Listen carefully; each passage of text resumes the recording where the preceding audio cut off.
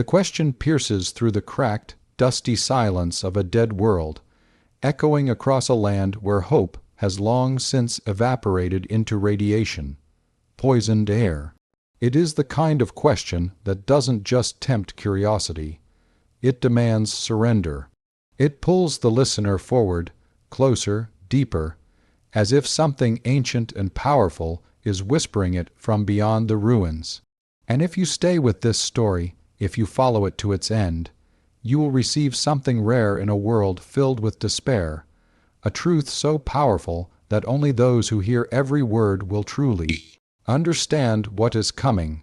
Stay until the end, and you will be rewarded with knowledge meant for no ordinary soul. Now let the world unfold. The wasteland is quiet, not peaceful, but quiet in the way a battlefield falls silent after the last scream has died.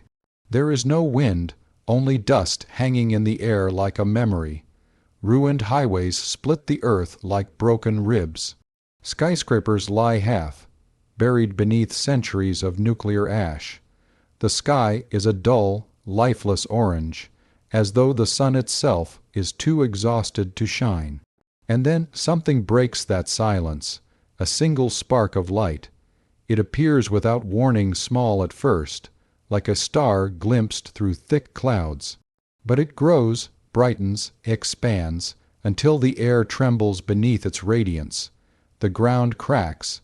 The dust swirls upward. A rip in reality tears open, thin as a thread at first, then widening into a glowing wound across the sky. No creature in this world understands what is happening. No monster, no machine, no human. Yet even the beasts lurking in the shadows feel it.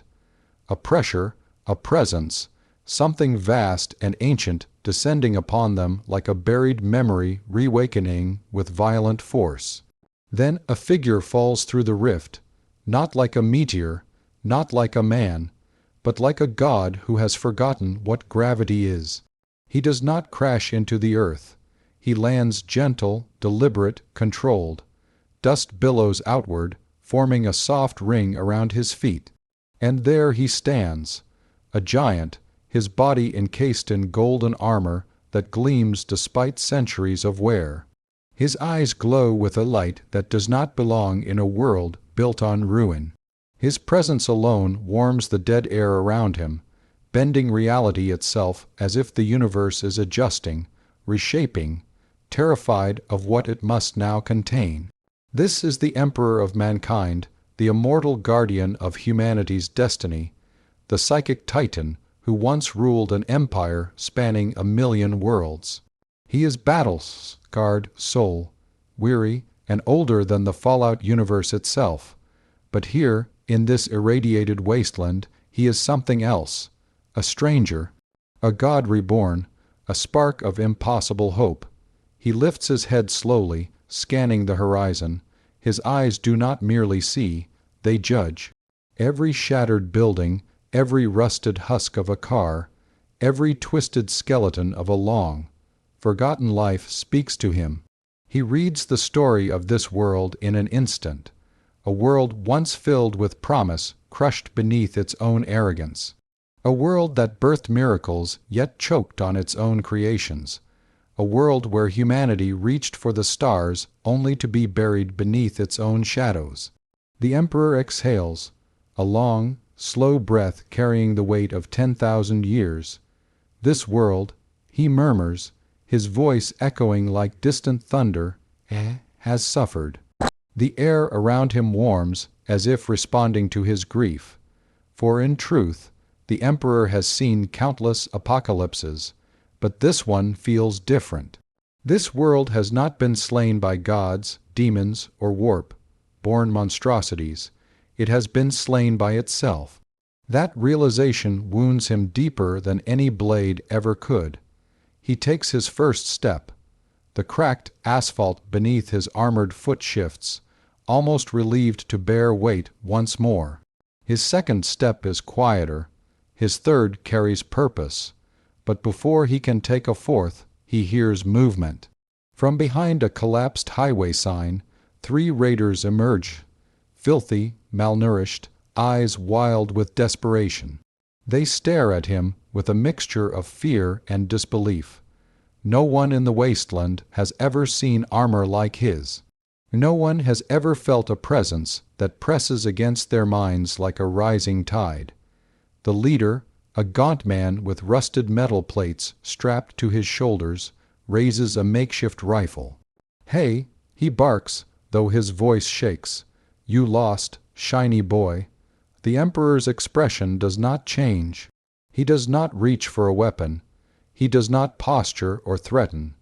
He simply stands, patient, eternal, waiting for the inevitable. The raider pulls the trigger. The bullet flies toward the Emperor's face fast, deadly, carrying every ounce of hatred and fear that the wasteland birthed in its long decay. But the bullet never touches him. It melts in midair, dissolving into liquid silver that drips harmlessly onto the cracked road. The raiders freeze. The Emperor raises his hand, not in aggression, but in understanding. His voice carries not anger, but sorrow. "You are lost," he says, "not by choice, not by desire, but by the absence of a guide. Humanity here has fallen because it forgot what it once was." His words echo inside their minds not through sound, but through thought. For even weakened in this world, the Emperor's psychic presence still reaches deep into the hearts of men. The raiders drop their weapons, not because they choose to, but because for the first time in their entire lives, they feel something unfamiliar warmth. A flicker of purpose, a spark of identity beyond survival. The Emperor steps closer. "You are not my servants," he tells them. "You are my responsibility." And in that moment, the wasteland shifts, not physically, not visibly, but spiritually. Something awakens quiet, small, but growing. Humans who have forgotten humanity feel a pulse of something ancient and powerful reverberating through their souls. Hope, the Emperor walks past the kneeling raiders. They do not speak. They only watch, trembling, as he disappears into the dust-choked horizon, leaving behind footprints that glow with faint golden light. The wasteland does not understand what has arrived, but it will. Hours pass. The sky darkens. Storm clouds gather, thick and violent. Radiation begins to fall like glowing rain, but the Emperor does not flinch. He walks as though the storm itself is beneath his notice. In truth, this world feels like the shadow of his own, twisted by fear, swallowed by war, abandoned to monsters of its own making. But there is no warp here, no demons, no gods, nothing for him to push against, nothing to pull power from. He is alone, yet something unexpected happens. As he walks past a ruined settlement, he senses faint whispers, echoes, impressions, remnants of human thought. They are weak, almost silent, like far-off embers struggling to remain alive, but they are there. The Emperor slows. These minds are not psychic. They do not shine with the intensity of warp-born souls, but they carry emotion, fear, pain, longing, and that is enough. Emotion is the foundation of power. It is the seed of belief. It is the spark from which gods are born. The Emperor closes his eyes. He draws in the scattered emotions like a dying fire draws in oxygen, and something extraordinary happens. His aura brightens subtly, but unmistakably. He is regaining strength, not through the warp, but through humanity itself. As he opens his eyes, he feels it, the world recognizing him, or perhaps remembering what it once hoped to become. The Emperor does not smile, but for the first time he allows himself the faintest sense of satisfaction. This universe may be dead, but its people are not beyond salvation, and where there is humanity, there is purpose. He walks onward. Night settles fully now, heavy and oppressive. The faint glow of radioactive clouds offers the only light. The Emperor senses movement ahead long before he sees it, shadows creeping out from behind ruined houses, dragging chains, wheezing with mutated lungs. These creatures are not raiders, they are worse, skin pale and stretched over malformed bones, faces twisted beyond recognition, eyes yellow, glowing faintly with sickness. The Emperor knows what they are instantly: ferals. Humans lost to radiation and madness, stripped of thought, stripped of memory, stripped of everything except hunger. They gather around him in a wide circle, snarling quietly, crawling on broken limbs. The Emperor watches them with the same expression he would wear in a palace or on a battlefield: calm, steady, unshaken. One feral lunges. Its claws slice through the air, only to shatter against the Emperor's armor. Another leaps from behind. He steps aside gently. It crashes into the ground with a sickening crack. A third climbs onto his back, sinking its teeth into golden plate. The Emperor lifts his hand and places it softly on the creature's head. "I am sorry," he whispers. The feral collapses. Peacefully, silently, as if relieved to finally rest, the other creatures hesitate. For the first time in their existence, something stronger than their frenzy touches them. Recognition, fear, submission. The Emperor lowers his hand. He does not slaughter them. He does not burn them. He simply walks away. The ferals do not follow. Something in their broken minds understands that they have brushed against an existence far beyond their comprehension. Dawn breaks at last. The Emperor reaches a ridge, overlooking a sprawling region of cracked desert and forgotten ruins. It stretches endlessly beneath the rising sun, a world that once dreamed of tomorrow now struggling to survive today.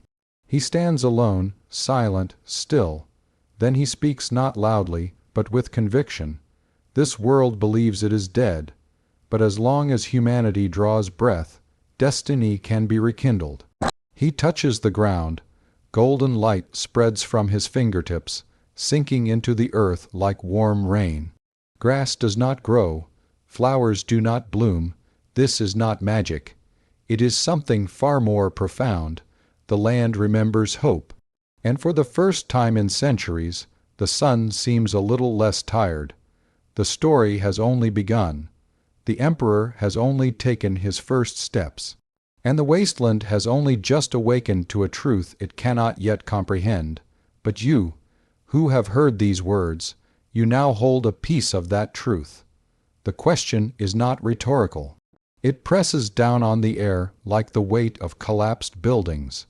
In this irradiated wasteland, there is no one to answer. Only the wind, which carries whispers of the dead, and the dust, which clings stubbornly to everything. Yet the Emperor of mankind does not falter. He walks on, each footstep deliberate, resonating through a world unused to reverence, unused to awe. Behind him, the first stirrings of change begin. The raiders he encountered earlier, those lost and desperate souls, have not forgotten. They gather quietly in the shadows of ruins, eyes wide, hearts thundering, struggling to comprehend the figure they have seen. They whisper to each other, cautious, afraid, yet unable to stop speaking. He's not like anyone else. He's human, and not human at the same time. The Emperor does not look back, yet he senses their presence. He does not need to. He feels humanity, its scattered fragments pulsing faintly in this broken world. This is the beginning of something monumental, the first stirrings of belief in a world that has almost no reason to hope. He arrives at a settlement, a cluster of weathered buildings and rusted shacks perched on the edge of a dried riverbed. Smoke rises from pit fires, and the faint odor of rot lingers in the air. Humans here are gaunt and wary, armed with makeshift weapons and eyes hardened by years of starvation and fear.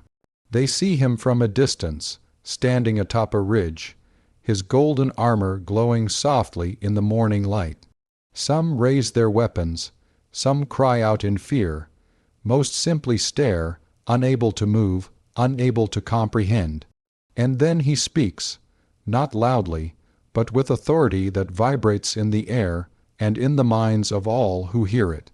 You are not prey, you are not tools, you are humanity. The words strike like thunder in empty skulls. They carry no demand, no threat, only truth. A woman steps forward cautiously, hands raised. Her hair is tangled and streaked with dirt, her face hollowed by hunger and anxiety. Who are you?" she asks, voice trembling. "I am the Emperor," he replies. "I am what humanity was always meant to be, and I am here to remind you." The words hang in the air, impossible, ungraspable. For a moment, silence reigns. Then, something unprecedented happens. A spark, small, almost imperceptible, flares within the eyes of the humans. Not magic, not psychic energy, but belief. And belief is enough. They begin to kneel, one by one, not out of fear, but understanding. The weight of survival has finally met the possibility of purpose. The Emperor does not ask them to follow him. He does not demand loyalty. He only walks among them, and as he does, they see a future they never dared to imagine. Among them is a man, older, scarred by radiation burns and the cruelty of men, named Harlan. He watches with trembling hands as the Emperor touches a broken fence post. A faint glow spreads along the wood, and though it does not repair it completely, it shines with a hint of life. Harlan understands then what he is witnessing, the presence of something beyond the natural, not magic, not technology, something older, stronger, and wholly human. The world can be rebuilt. Harlan whispers, mostly to himself, not just survived or rebuilt. The Emperor moves on, sensing another presence less human, more mechanical. In the distance, the faint hum of a brotherhood of steel patrol reaches his ears. Their armor reflects the dull sunlight, insignias worn and chipped from decades of war and isolation. He knows of them not by direct knowledge of this world, but through understanding of human constructs. Factions, hierarchies, militarized orders, these are all attempts to grasp control in the absence of guidance. He does not hide from them. He does not approach with hostility. He simply walks, and the psychic awareness that has always surrounded him brushes past their minds. The patrol halts, uneasy. There is something here beyond comprehension, something that resonates with the faintest memory of the Imperium they will never know. This is how the first followers are formed, not through force, not through persuasion, but through the irresistible draw of someone who embodies what humanity was meant to be. Word spreads quickly. By the next sunrise, the ruins he has walked past are no longer empty. Humans follow, cautiously at first, then with growing confidence. Their small acts of hope, gathering food, repairing structures, defending each other, are amplified by the mere presence of the Emperor. For in a world ravaged by fear, leadership is not authority. It is belief made manifest, and belief is power. By mid-morning, the first murmurs of the wasteland's changed nature begin to stir. Raiders that once terrorized the surrounding region approach with wary respect. Small settlements send representatives, unsure but compelled.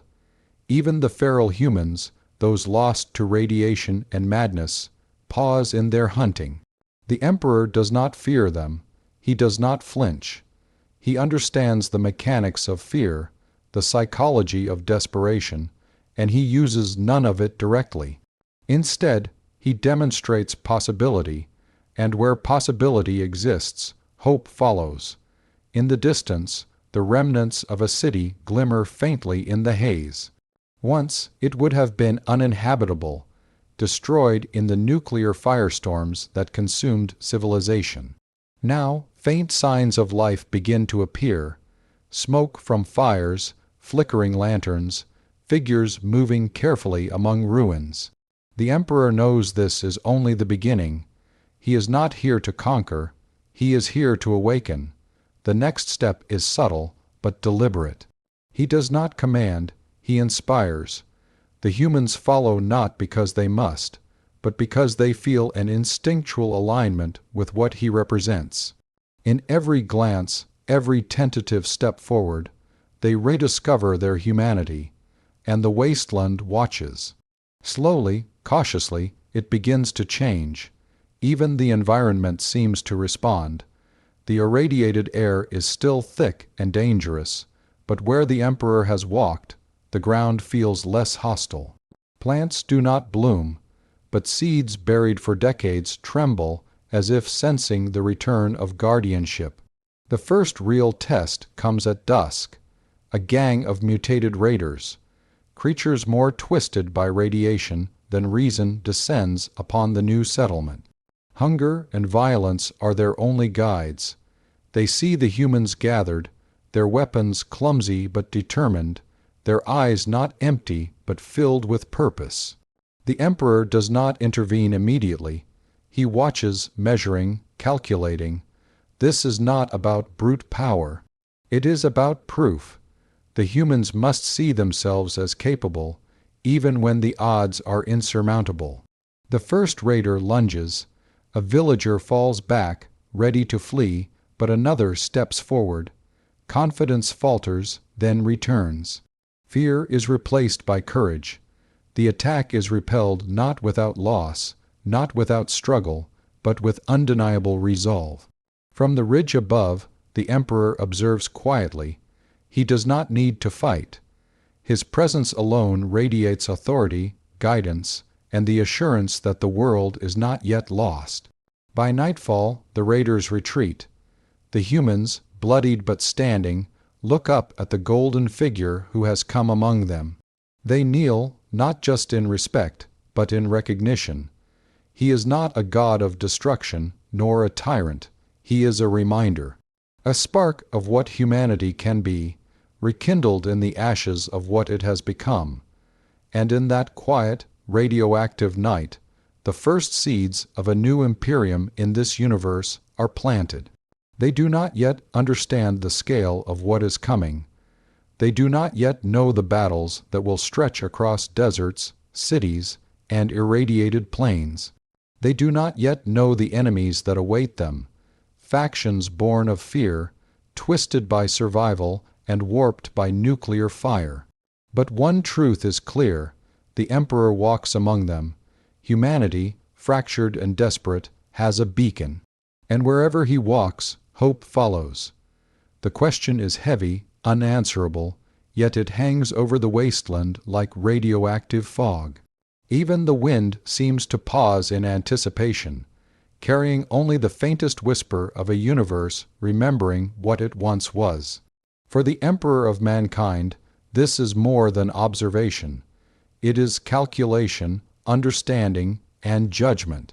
Every heartbeat of the world, every spark of life, every flicker of fear and hope is a note in a symphony only he can hear. The settlement he first touched is growing. Survivors from nearby ruins, men, women, children approach cautiously, some driven by curiosity, others by desperation. They have not yet fully comprehended the figure who walks among them, yet their instincts recognize his authority. They see what is impossible and begin to emulate it: discipline, cooperation, purpose. He does not teach them with words alone. His presence, his movements, his mere existence serves as a model. But the wasteland does not remain silent. News travels faster than any vehicle or radio signal could carry it. Rumors of a golden figure, unassailable and radiant, spread from campfire to campfire, through broken vaults and irradiated valleys. Some call him a savior, others a monster. Those who have lost everything in this world whisper his name with awe, fear, or reverence. By the third day, the first organized factions take notice. The Brotherhood of Steel, guardians of technology and relics of the old world, intercept reports of this extraordinary presence. Paladins and scribes debate fervently: is he a threat or an ally, a divine being or a mortal anomaly beyond comprehension? Their codexes provide no guidance. Their elders caution restraint, yet instinct warns them: whoever walks with this authority is no ordinary human. Simultaneously, the Enclave, remnants of the pre-war government, view these events through the lens of control and fear. To them, the Emperor is an unknown variable in a world already balanced on the knife's edge of power. Protocol dictates elimination, but hesitation grips even their most ruthless commanders. How does one destroy a being whose footsteps bend reality, whose presence rekindles belief in the hopeless? The Institute, always hidden, observes with curiosity rather than immediate hostility. Scientists, curious and precise, detect anomalous energy patterns emanating from the golden figure. It is not radiation. It is not magnetic or psychic in the usual sense. It is something entirely alien, yet somehow familiar, resonating with the human mind in ways their instruments cannot quantify. In secret, they begin experiments, not with malice, but with a scientist's fascination. Can this being be studied, controlled, replicated? Meanwhile, the wasteland's more chaotic elements respond unpredictably. Raider gangs, previously untouchable, begin to hesitate when their scouts report sightings of the golden figure. Mutated creatures, ferals, and wandering beasts feel the tremor of something vast in the land. Even the flora, small, stubborn seeds long dormant, seem to stir faintly where he has walked. The world, broken and abandoned, is beginning to respond to his presence in ways no one could have imagined. At the settlement, the humans are learning. They train, rebuild, defend. They argue, fail, fall, and rise again. Every small act of survival, when performed under the Emperor's watchful gaze, transforms into something greater than the sum of its parts. They are not soldiers yet. They are not saviors. But they are human in a way they had forgotten how to be. And that is enough. The first confrontation with organized opposition arrives unexpectedly. A band of heavily armed raiders, larger and more coordinated than any encountered before, approaches the settlement under cover of night. Hunger and cruelty have forged them into a disciplined group, and their leader, a hulking figure known as Varric the Scarred, senses the anomaly in the world. The humans of the settlement no longer flee or break. They stand, hesitant but united, as if shielded by an unseen force. The raiders attack at dawn. Fire, shouts, and chaos erupt across the settlement, but the Emperor does not immediately intervene. He watches, analyzing, predicting, waiting. The humans falter, some panic, some break, yet others hold firm. Their courage grows under his gaze, feeding a quiet, relentless power. When a raider climbs a structure to strike a villager, the Emperor raises a hand. A subtle gesture, and the attacker collapses, unconscious but unharmed. The rest hesitate, confused, then flee. There is no fear, no cruelty in the action, only demonstration. This world must learn to survive by its own will, guided by the spark he has ignited. News of the golden figure and his followers spreads rapidly. Communities previously isolated by fear, radiation, or distrust begin sending envoys. They come not knowing if he is friend or god, but compelled to witness. They bring stories, supplies, and questions. He answers none with words at first. Instead, he observes, listens, and acts in ways that shape the wasteland silently, subtly, but irrevocably. At night, around the faint glow of fires, humans speak in hushed voices of their first encounters. Some are skeptical. Some are fearful. Some feel something indescribable, like a memory of a world they have never known but always belonged to. Harlan, the older survivor who first saw the Emperor, describes the aura. Its warmth, not fire, strength, not threat, hope like it never left us. In the days that follow, the factions of the wasteland react in tandem and contrast. The Brotherhood patrols cautiously, testing the limits of this influence without direct confrontation. The Enclave sends covert teams to assess and potentially eliminate the anomaly. The Institute studies remotely, trying to comprehend the pattern of his presence, while raiders begin to whisper legends among themselves. The golden giant who bends the land and hearts without even raising a weapon. The Emperor, aware of the attention, does not move to confront these factions immediately.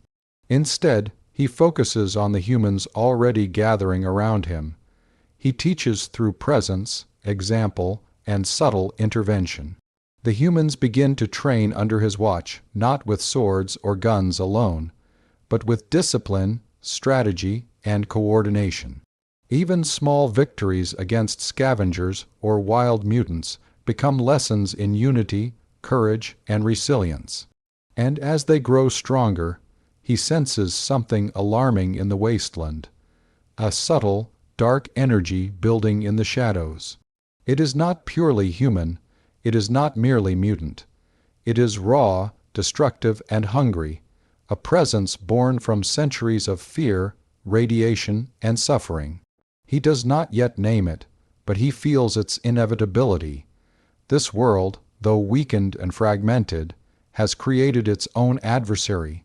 The humans, however, do not yet understand. They only see the golden figure who walks among them, whose aura turns despair into determination. They do not see the slow awakening of the threats converging upon the land, factions seeking dominance, creatures mutated by nuclear fire, and something far older than anything they have ever imagined, something that senses his arrival and responds in kind. The Emperor knows the next phase is coming. The wasteland will not remain fragmented. It will unite, resist, and fight, but not without struggle. Alliances will form in unexpected ways. Enemies will reveal themselves in shadows and whispers. And through it all, he will remain the constant, a guide, a spark, and a reminder that humanity, even in a world that has forgotten itself, is never truly lost. As night falls over the settlement, a new resolve takes hold among the humans. Fires flicker in abandoned windows, watchtowers are manned, and the first rudimentary defenses are established. They no longer wait for death, they prepare, they organize, they hope. Above them, standing on the ridge, the Emperor watches silently. He does not smile, he does not speak, but the faintest radiance surrounds him, a beacon in the radioactive darkness. This is the first stage of awakening. The wasteland will never be the same, and the world is only beginning to understand what has come. The question presses down on the wasteland like the weight of a collapsing sky. The humans who follow the Emperor have learned to trust, to organize, to fight. But the world does not yield without resistance. Somewhere in the ruins beyond the horizon, forces older and more twisted than men themselves are stirring. They smell change, recognize the spark of order in a realm that has long thrived on chaos, and they do not intend to allow it to flourish. At dawn, the settlement awakens to the sound of engines and the harsh rumble of mechanized power. Raiders larger, more coordinated than any before, advance across the cracked highways, their banners tattered but their intent clear. Word spreads quickly. Varric the Scarred has returned, and he brings allies. Human, feral, and mutated, they form a ragged army fueled by desperation and hatred. Determined to reclaim control over the land the golden figure has begun to touch. The humans of the settlement respond with a courage they scarcely recognize as their own. Under the Emperor's silent gaze, They form lines, organize defenses, and prepare traps with whatever scraps and technology they can muster. There is fear, yes, but there is also purpose, an understanding that survival is no longer enough. They fight for something larger, the hope he has ignited in their hearts. The first volley of attacks comes with brutal efficiency. Raiders charge, guns crackle, and mutant beasts crash against improvised barricades. For a moment, chaos seems to threaten victory for the attackers. But then the Emperor steps forward, not as a general issuing commands, not as a tyrant crushing enemies, but as a presence that shifts the battlefield itself.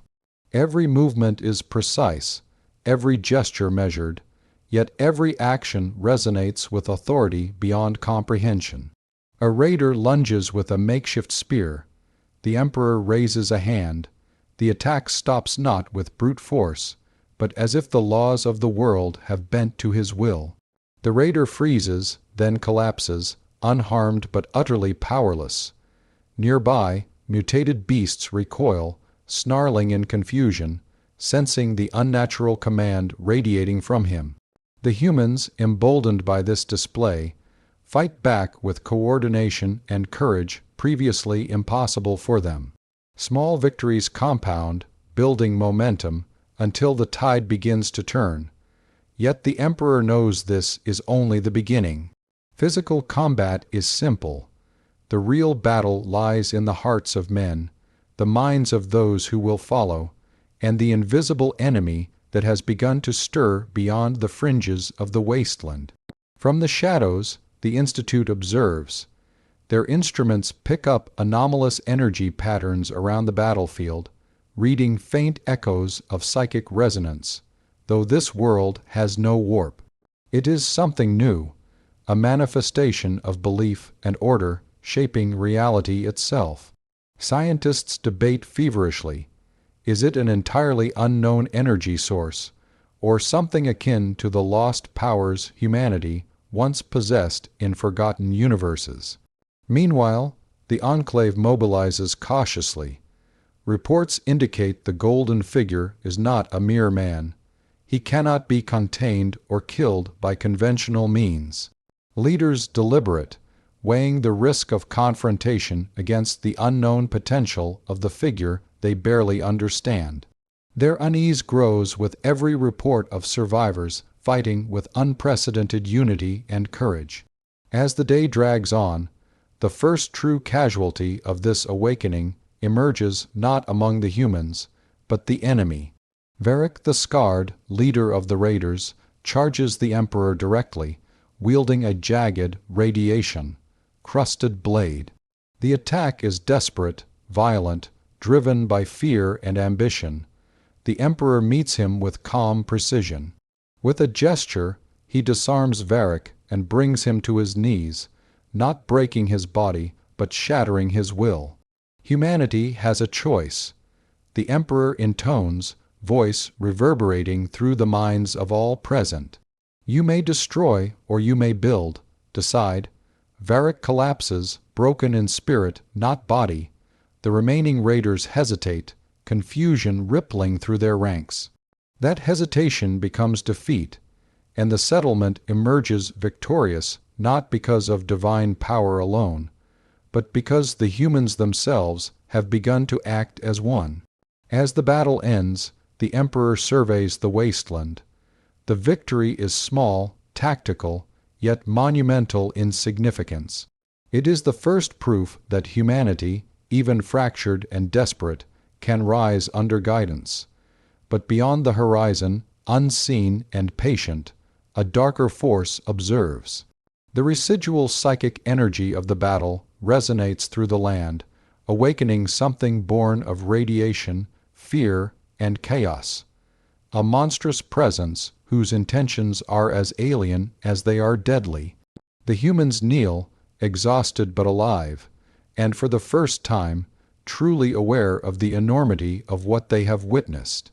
Harlan, standing at the forefront, breathes heavily, eyes wide. It wasn't just him. We fought. We stood. He falters, realizing that the presence of the golden figure has done more than protect. It has transformed them. The Emperor does not speak further. He walks through the settlement, touching walls, doors, and hearts alike.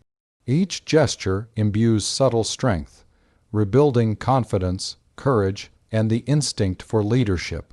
The humans understand they are no longer merely survivors.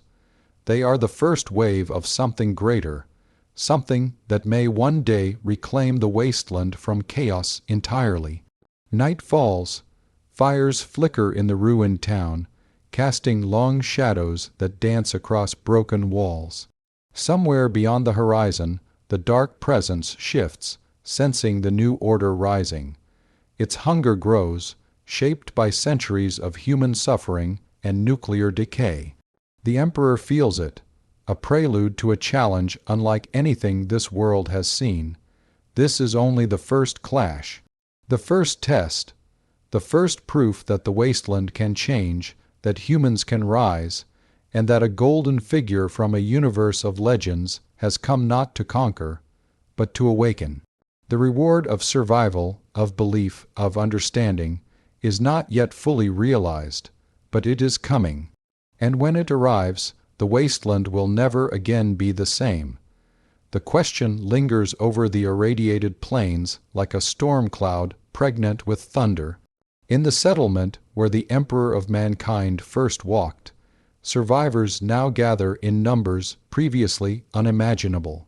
They build, repair, and organize not because someone commands them, but because a spark has ignited within their hearts.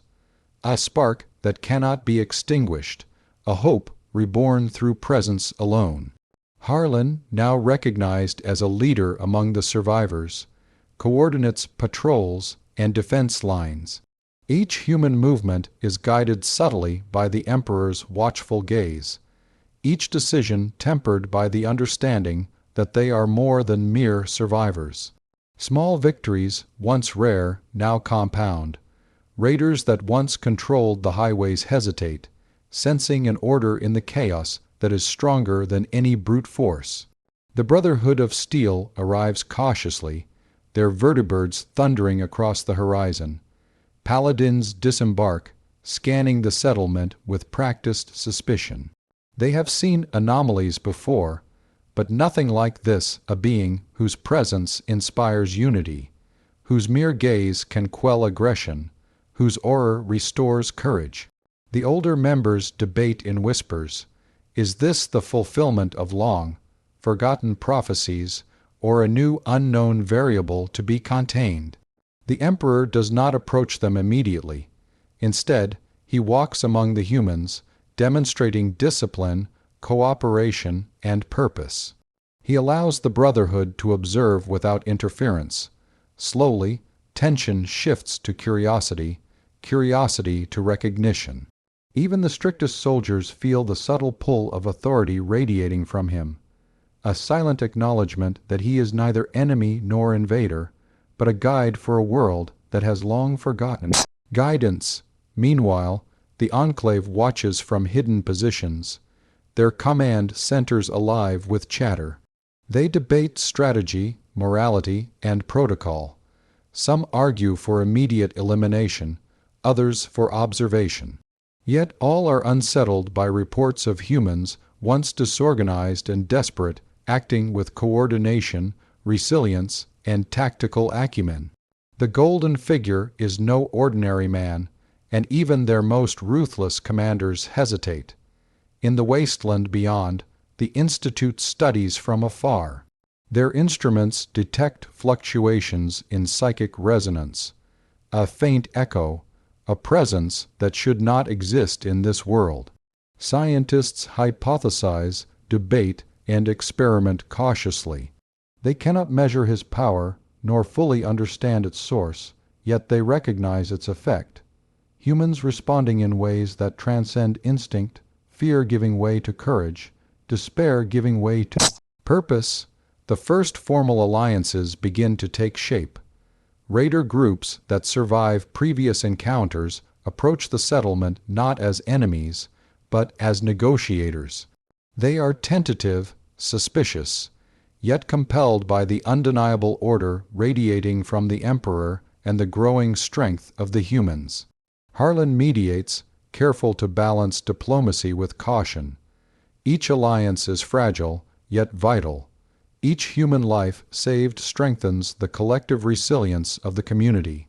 Amid these burgeoning alliances, the Emperor senses a new presence stirring beyond the mountains.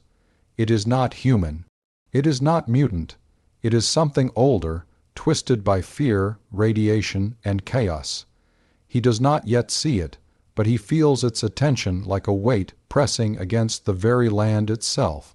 This creature, born of nuclear decay and the psychic residue of suffering, has been awakened by the consolidation of belief, courage, and hope. The humans do not yet perceive it. They are preoccupied with survival, with building, with understanding the strange, golden figure who walks among them. Yet the first whispers of unease begin to circulate. Villagers speak of shadows moving against the wind, strange tremors beneath the earth, and distant howls that do not belong to any known creature. In response, the Emperor strengthens the settlement. He does not wield weapons openly. He does not strike preemptively. Instead, he teaches subtly, guiding the humans to fortify positions, prepare defenses, and develop strategies that rely not on his presence alone, but on their growing courage and coordination. He understands that this world's survival depends not on a single god, but on the awakening of humanity itself. During one evening council, Harlan approaches the Emperor. "They are coming," he says, voice low. "I can feel it's something unnatural watching." The Emperor's gaze turns toward the horizon, eyes glowing faintly. "They always come," he replies. But preparation is not fear, it is wisdom. Humanity must stand not because I protect it, but because it believes in itself. That night, the settlement sleeps uneasily. Fires flicker in watchtowers, patrols rotate with heightened vigilance, and children huddle near elders, unaware yet instinctively sensing the weight of what is approaching. The radioactive winds howl faintly, carrying with them a distant resonance that chills even the most seasoned survivors. And somewhere in the darkness beyond the mountains, the enemy moves.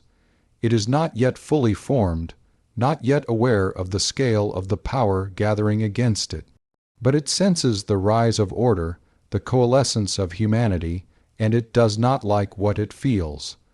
Hunger grows, patience fades, and the first steps toward confrontation begin. The Emperor does not sleep. He walks among his followers, observing, instructing, guiding. Every decision, every movement, every glance instills strength in the humans around him. He does not fight their battles for them. He ensures they are capable when the battles come. This is the true awakening of the wasteland. Humans are learning not just to survive, but to rise, to organize, to believe. Factions once fragmented now consider cooperation. Raiders, mutants, and even the Brotherhood of Steel are held in delicate tension. A tapestry woven not by force, but by the subtle gravity of belief. And the darkness watches, it waits, it hungers. The radioactive, psychic, born presence gathers in the shadows, sensing the first glimmers of a world being reclaimed. Its attention is drawn inexorably to the golden figure and his rising following. The first confrontation is coming, and when it arrives, nothing will remain unchanged. The humans may not yet understand the scope of what is happening, but the Emperor does.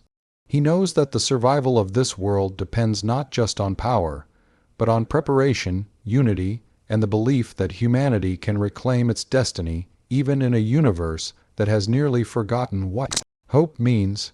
This is the calm before the storm. The alliances are formed, the first lessons learned, and the enemy begins to awaken. The wasteland will be tested in ways it has never imagined. And through it all, the golden figure watches, waits, and prepares, not merely to defend, but to awaken a world that has long slept in despair. The first clash with the monstrous, radioactive presence is inevitable. When it comes, the Emperor and the humans will face not only physical destruction, but the challenge of their very souls. And in that challenge, the wasteland will either rise or fall. The question reverberates through the irradiated winds, as if the wasteland itself knows that something monstrous stirs in the shadows. The humans of the settlement, though strengthened by the presence of the Emperor, sense unease in the air. Fires flicker in the distance, shadows dance where no light should reach, and a subtle vibration hums beneath the ground. They do not yet know it, but the enemy has awakened. It begins slowly, almost imperceptibly. Feral humans and mutated beasts act with unprecedented coordination, attacks that seem less random and more deliberate. Strange anomalies manifest. Radiation readings spike without explanation, lights in distant ruins flare and die, and whispers, neither human nor animal, drift across the winds. The Emperor feels it immediately, a resonance unlike anything he has encountered in this world, a raw, malignant energy that feeds off pain, fear, and death. He observes from the ridge above the settlement, arms folded beneath golden armor. His eyes scan the horizon, perceiving the faint shimmer of a presence coalescing across miles of irradiated plains.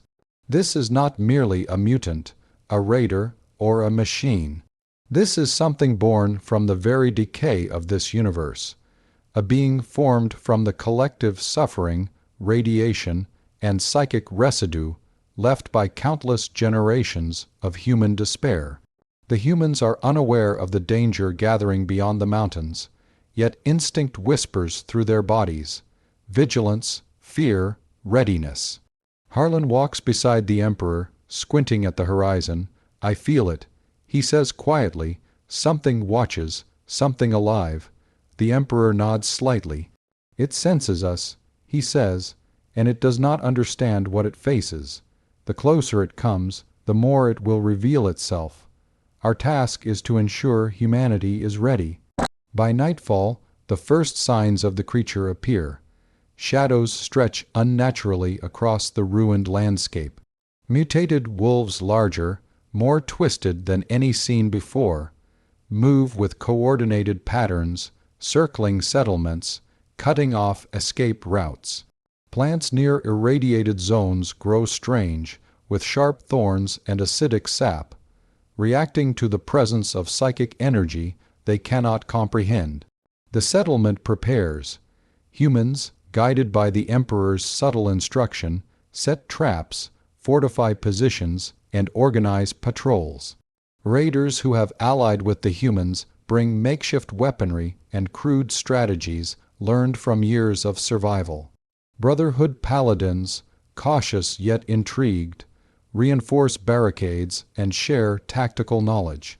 Even remnants of the enclave hidden, observing, unsure begin to reconsider their approach, sensing the growing importance of this settlement as a focal point of human resurgence.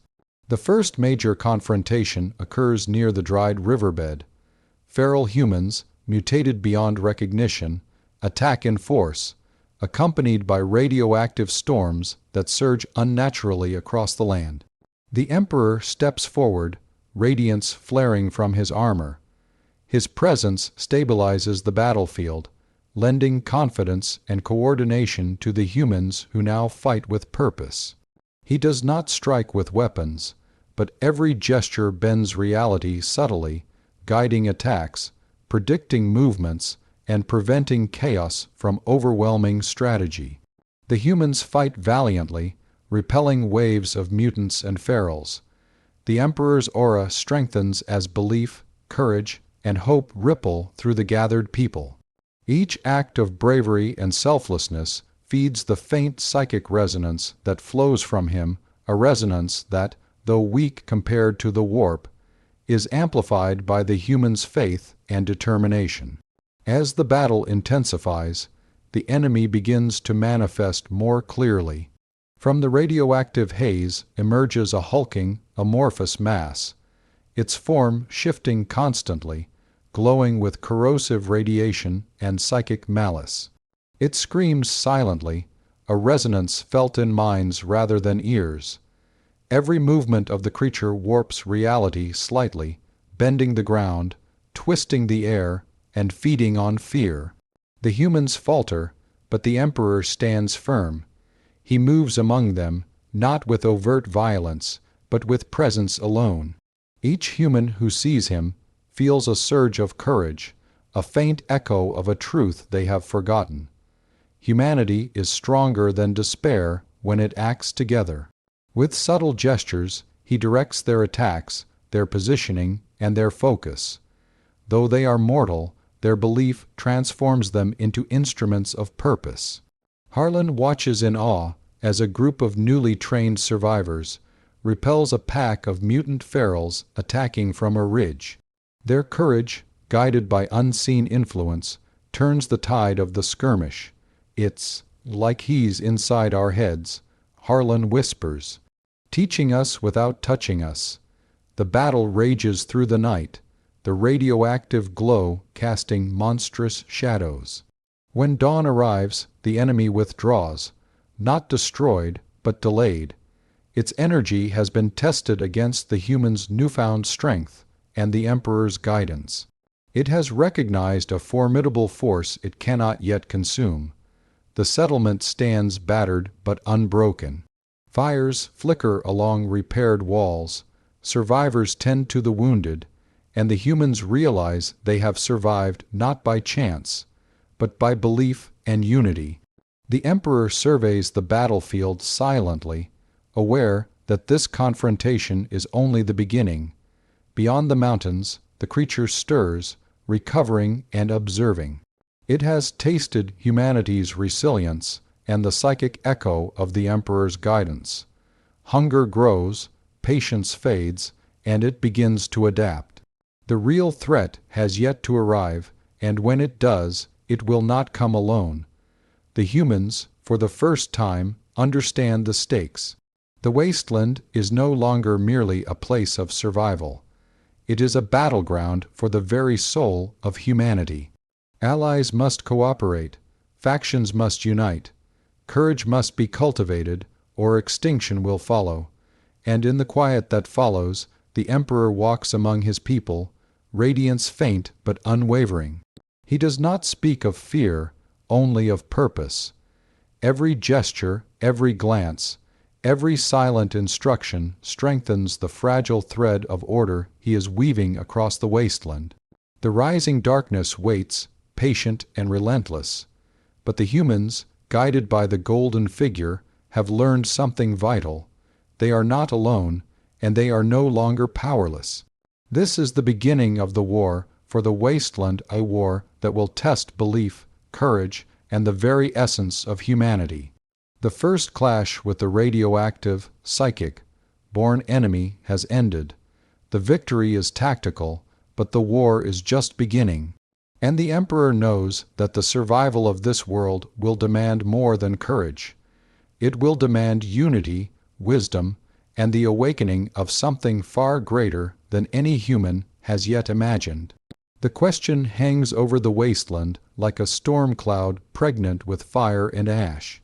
The humans of the settlement, though emboldened by the Emperor's presence, are beginning to grasp the magnitude of what they face. Survivors, raiders, and allied factions alike now recognize that this world is no longer merely a wasteland. They are part of a war being fought not just for survival, but for the very soul of humanity. The radioactive psychic presence continues to coalesce, growing stronger as it feeds on fear and death. Its influence reaches farther, subtly twisting the minds of ferals, the mutated, and even desperate humans. Villagers report strange dreams, whispers of something monstrous, shadows moving where there should be none, and faint tremors that shake the earth at night. The creature is no longer hidden. It has begun the process of domination, testing the strength of the humans who dare resist. The Emperor observes silently from a ridge overlooking the settlement. His armor glows faintly in the dim morning light, not as a display of power, but as a beacon of guidance. He does not merely watch the enemy. He studies it, perceives its weaknesses, and anticipates its strategies. Unlike the humans, he understands the scale of the threat. This is no ordinary mutant or raider horde. It is a force born of radiation, fear, and psychic malice, shaped by centuries of suffering. Meanwhile, alliances solidify. Raiders who once terrorized the land now cooperate with villagers, forming patrols and defense squads under Harlan's careful supervision. The Brotherhood of Steel, intrigued and cautious, establishes outposts around the settlement, sharing advanced knowledge and reinforcing barricades. Even factions of the Enclave, hidden and wary, monitor from afar, some reconsidering their allegiances. The wasteland, fractured for so long, begins to sense the possibility of unity. Yet unity alone is not enough. The psychic presence begins to manifest more boldly. Its first true assault comes in the form of distorted illusions, shadows stretching unnaturally, voices echoing despair into the minds of humans, and ferals acting with uncanny intelligence, as if guided by a malevolent mind. Panic spreads initially, but the Emperor walks among his followers, radiance steady, presence commanding. Fear falters where belief takes root. Harlan, standing near the center of the settlement, watches as the humans, guided by the Emperor's subtle influence, repel the psychic illusions and coordinate counterattacks. It's like he's inside our minds. He whispers to a nearby soldier, but he's not controlling us. He's teaching us. Across the wasteland, scattered survivors feel the shift. Word of the golden figure spreads rapidly, carried by traders, scouts, and wandering raiders. Humans begin traveling long distances, drawn not by promise of wealth or safety, but by the instinctual recognition that something extraordinary has arrived. They bring stories, supplies, and the will to fight. The settlement, once small and isolated, begins to grow into a beacon of humanity. The enemy, sensing the rising power, adapts. Its attacks grow bolder and more coordinated, testing not only the humans' physical defenses, but their resolve. Mutated beasts emerge from irradiated zones, their forms more grotesque and powerful. Raiders who have succumbed to its influence attack allies indiscriminately, and in the distance, tremors of greater monstrosities stir, signaling that this presence is only the first wave of a larger, more devastating force. The Emperor does not intervene directly in every skirmish. He understands that humanity must act, must fight, and must make choices. His guidance is subtle, often unseen, but profoundly effective. Humans begin to strategize, to learn from mistakes, and to anticipate attacks.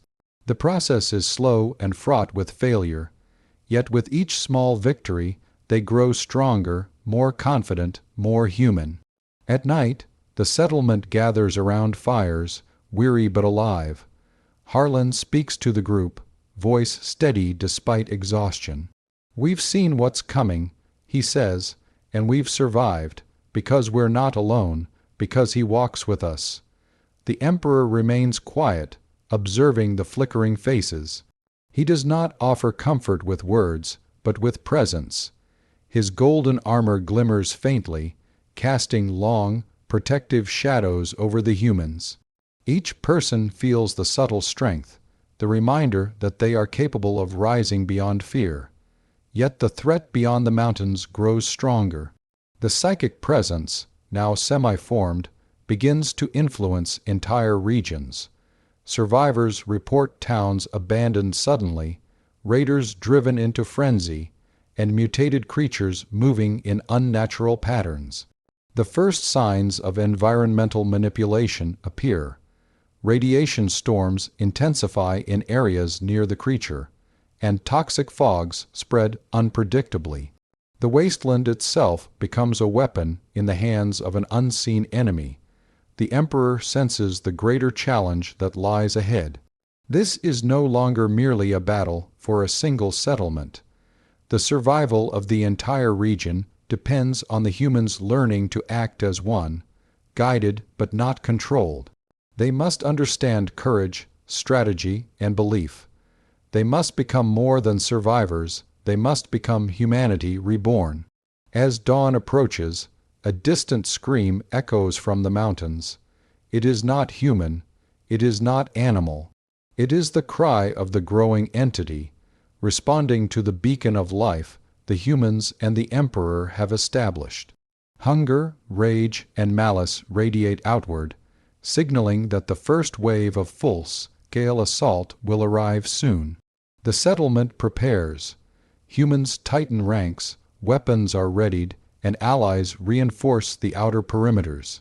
The Brotherhood organizes scouts and artillery positions, while raiders who have pledged loyalty stand as front-line defenders. Even skeptics from the Enclave send covert observers, recognizing the significance of what is emerging. The Emperor walks the perimeter silently. He does not promise victory. He does not instill false hope. He offers something more enduring, understanding, guidance, and the unshakable knowledge that humanity is capable of rising, even in the shadow of monsters older than civilization itself. And somewhere in the radioactive mountains, the darkness watches, waits, and learns. It senses the growing strength of its adversaries and adapts, preparing for the first true test of its power. The storm is gathering, the wasteland is awakening, and the war for humanity's future is about to begin. The wasteland had grown quiet that morning, but it was the deceptive calm that precedes a storm. The humans of the settlement, now strengthened and organized, sensed it. Animals fled, winds shifted strangely, and a radioactive haze thickened over the distant mountains. The golden figure walked among them, silent and imposing, guiding their preparations without words. Each movement of his hands, each glance, carried instruction. Every human knew instinctively what to do. By mid-morning, the enemy revealed itself fully. From the radioactive mountains, the first wave surged.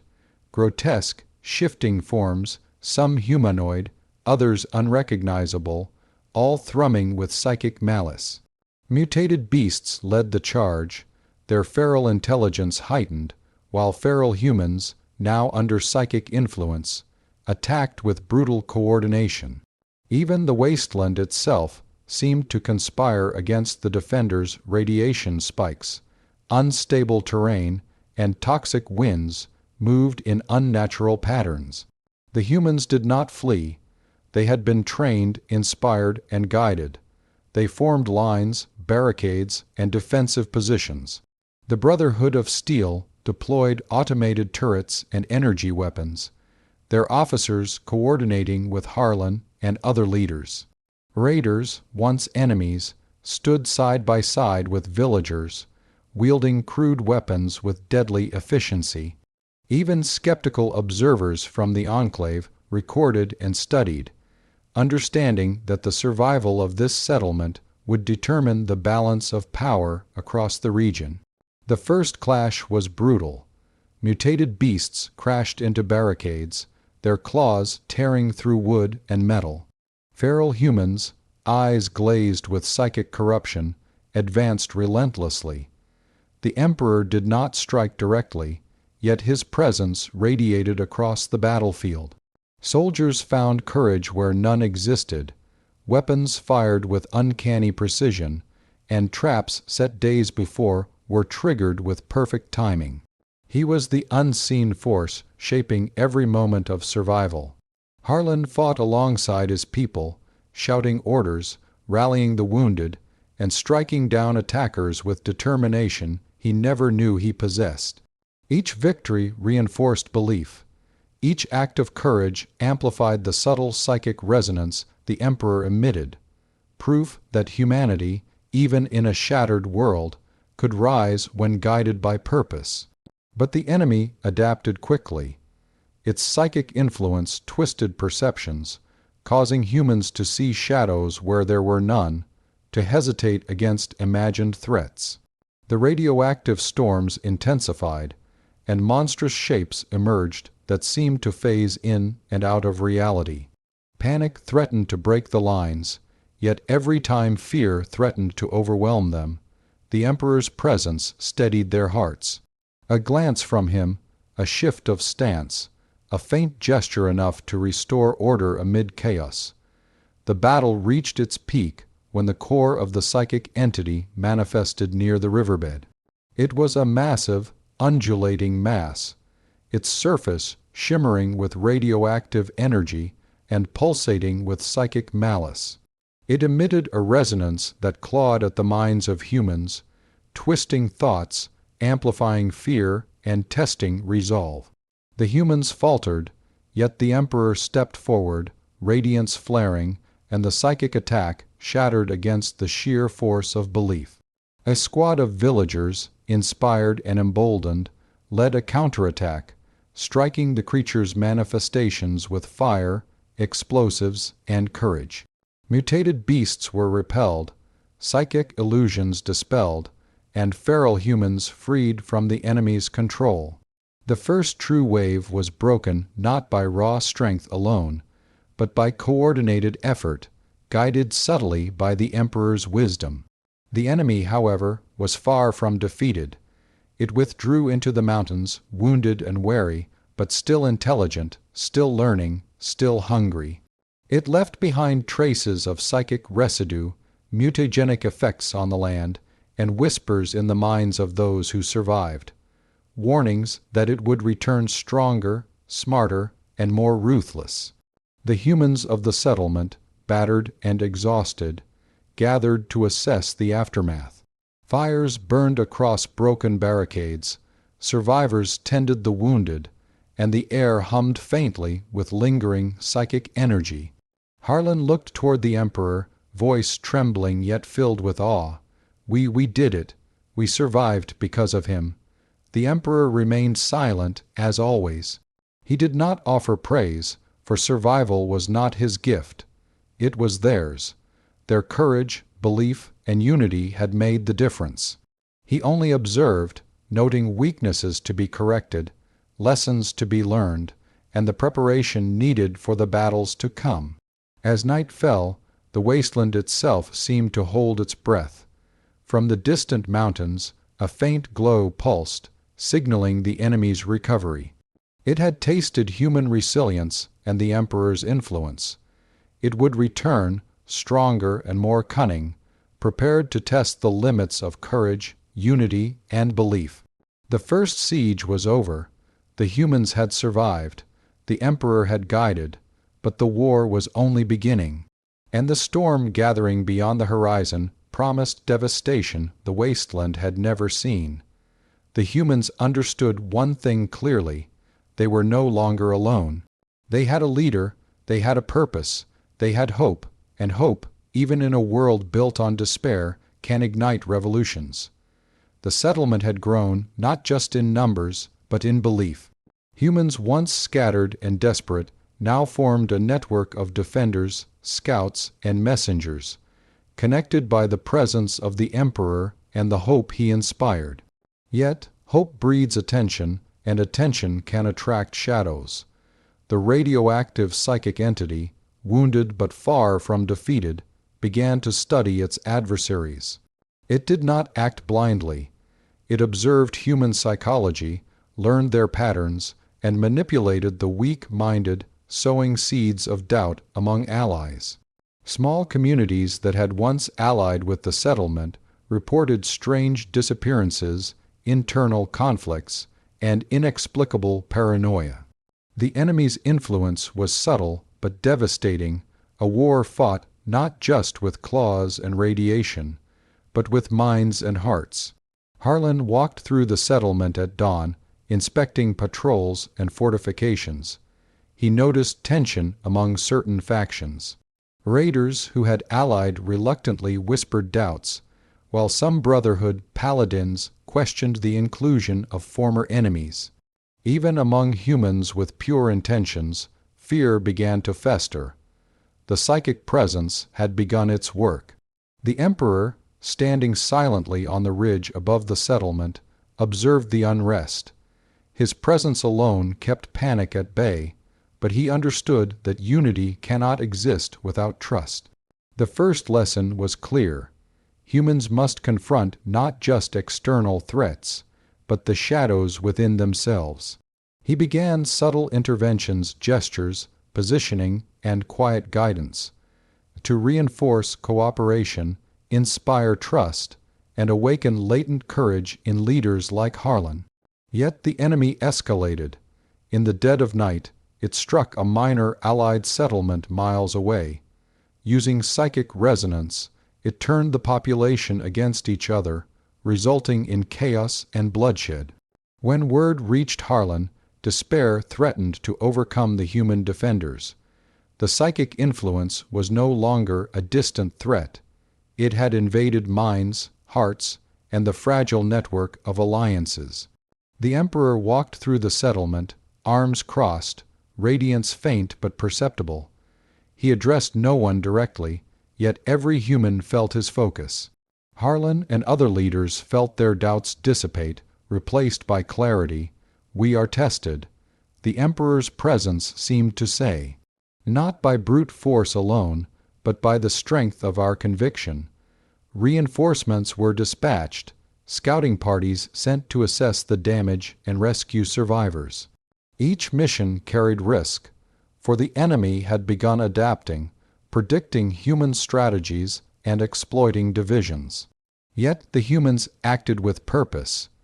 Even those once fearful of each other raiders and villagers, Brotherhood and Enclave observers cooperated with tense precision.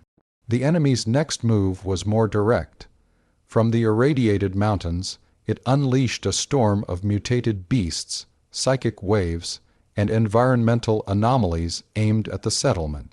Rivers boiled, winds twisted violently, and the night sky burned faint green with radiation. The humans prepared for defense, but this time the assault was designed to break minds as much as bodies. Fear took physical form, illusions of fallen comrades, whispers of betrayal, visions of the settlement engulfed in flames. Panic rippled through the defenders, some faltered, some considered retreat, but the Emperor moved among them, radiance flaring brighter. His presence shattered illusions, dispelled whispers, and reinforced courage.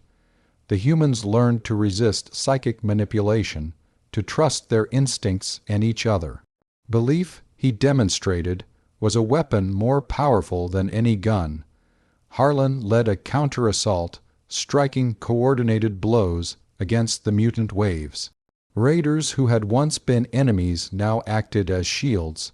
Paladins provided strategic firepower, and villagers deployed traps and ambushes learned under the Emperor's subtle guidance. The tide shifted. Each human action, each act of bravery, diminished the enemy's influence. Yet the battle revealed a painful truth: not all would endure. Some allies succumbed to fear and psychic manipulation, attacking their own, causing chaos before being subdued. Losses mounted, teaching the humans a bitter lesson. Victory comes at cost, and not all can be saved. Pain, sacrifice, and moral choices became as critical as strategy and strength. By dawn, the storm subsided. The enemy retreated, leaving devastation and psychic residue in its wake. Humans stood battered, mourning fallen allies, yet stronger, wiser, and more united than before. The settlement had survived the first true test of mind and heart. The Emperor surveyed the survivors silently. He did not offer comfort, only presence. His radiance served as a reminder: humanity must endure, adapt, and learn. The wasteland was no longer merely a battleground. It was a crucible forging courage, unity, and understanding in the face of unimaginable adversaries. Harlan approached the Emperor, voice heavy with grief yet edged with determination. "We've lost some, but we've survived. We've learned. They won't break us." The Emperor's presence intensified, unspoken approval radiating through every defender. "You have survived the first true test," he said in a voice felt more than heard. "But the war is far from over. Greater trials await. The shadows will return, stronger and wiser. Humanity must rise beyond fear, beyond doubt, beyond despair. Only then will survival become triumph." From the distant mountains, the enemy stirred again, sensing the awakening of its opponents. It had tested humanity, learned their strengths, and adapted its strategy. The first battle of mind and heart had ended, but the war was only beginning. The wasteland trembled, not from storms or radiation, but from anticipation. The golden figure's presence, unwavering and eternal, shone as a beacon of hope amid despair. Humanity had survived the shadows. But the storm gathering beyond the horizon promised horrors that would test their unity, courage, and very souls. And the Emperor knew it. The war for the wasteland's future had truly begun. The wasteland had grown restless. Months of preparation, alliances, skirmishes, and psychic testing had culminated in a singular moment. The radioactive psychic entity, now fully formed and far more intelligent than before, advanced upon the settlement with unrelenting determination. It did not merely seek to destroy. It sought to consume, to erase the spark of humanity that had begun to shine. The humans stood ready. Villagers, raiders, and Brotherhood paladins had transformed their settlement into a fortress, guided by the subtle hand of the Emperor. Defensive lines were fortified, traps laid meticulously, and scouts posted at every approach. Each individual, trained and inspired, carried not just weapons but belief, the invisible force that would turn fear into courage, hesitation into resolve. From the mountains, the enemy surged. Mutated beasts, psychic illusions, and radioactive storms tore across the wasteland like a living tide of destruction. The very earth itself seemed to rebel, cracking and boiling where the entity passed. Yet the humans did not falter. Under the Emperor's watchful gaze, each action became deliberate, each defense coordinated, each strike precise. The first clash was instantaneous. Mutated horrors collided with humans at the outer barricades. Psychic waves rippled across the battlefield, attempting to fracture minds and turn allies against one another. Shadows flickered into forms that mimicked loved ones, illusions of failure, and whispers of despair. Panic threatened, but the Emperor's presence was absolute. His golden radiance flared across the battlefield, shattering illusions, reinforcing courage, and knitting unity across the humans. Harlan, sword in hand, moved through the chaos, rallying defenders, extinguishing fear, and striking down enemies with precision. Raiders who had once fought against the humans now shielded villagers, fighting as one. Brotherhood paladins unleashed devastating firepower, coordinated with villagers' traps and ambushes, creating a lethal synergy. Every human action was amplified by the subtle guidance radiating from the Emperor, turning survival into strategy, fear into resilience. The core of the psychic entity emerged a massive, writhing mass of radioactive energy, pulsing with malice and intelligence. Its psychic screams clawed at minds, twisting thought, feeding on doubt. It lashed out, warping reality around it, turning the battlefield into a surreal nightmare of fire, smoke, and green radiation. Humans faltered, they doubted, they hesitated. Then the Emperor stepped forward. His radiance flared, not as a weapon, but as a beacon. Every defender felt it. not as an external force, but as an awakening within themselves. Fear shattered. Courage ignited. Unity became unbreakable. The humans moved as one, countering the psychic waves, striking with precision, and refusing to succumb to illusions. Harlan led the decisive counterattack. A group of villagers and raiders, inspired and fearless, penetrated the enemy's front, striking at its core. The psychic entity screamed, lashing out, warping reality, yet it could not break the human's resolve. Each act of bravery, each coordinated strike, fed the subtle resonance of belief radiating from the Emperor. Humanity itself became a weapon against despair. Hours passed. The battle raged with unrelenting intensity. Mutated beasts fell, illusions shattered, and psychic waves were repelled. The enemy, exhausted and partially wounded, withdrew into the mountains, leaving a scarred but undefeated battlefield behind. Its intelligence had grown, learning from every human action, adapting its strategy for the next confrontation. The humans stood victorious, but the cost was immense. The settlement bore the marks of devastation, burned barricades, wounded defenders, and the psychic residue of the entity's assault. Yet in the eyes of every survivor, hope burned brighter than ever. They had faced a being older than despair itself and endured. They had learned courage, unity, and the power of belief. The Emperor surveyed the battlefield silently. No words were needed. His presence alone reminded every human of what they had achieved, and what was yet to come. Humanity had survived the crucible, but the war was far from over. The psychic entity had withdrawn only to return stronger, more cunning, hungrier than before. Harlan approached the Emperor, exhausted but resolute. "We did it," he said, voice steady despite the toll. "We survived, we fought, we stood together." The Emperor's gaze met Harlan's, radiance flared faintly, approval radiating silently. "You have survived the first true test," he said, voice felt more than heard. "But this is only the beginning. Greater challenges await. Humanity must rise beyond fear, beyond doubt, and beyond despair itself. Only then will it reclaim the wasteland it has long forgotten." As night fell, the survivors tended the wounded and rebuilt defenses. Fires burned across the settlement, casting long shadows that flickered in the radioactive haze. The enemy was out there, patient and intelligent, preparing for the next assault. The humans, guided by the Emperor, had survived, learned, and grown stronger. But they understood that the crucible of fire was not over. From the distant mountains, a faint glow pulsed, signaling that the entity had survived and would return. The wasteland trembled, not from storms or radiation, but from anticipation. The humans, for the first time, felt the weight of the war ahead.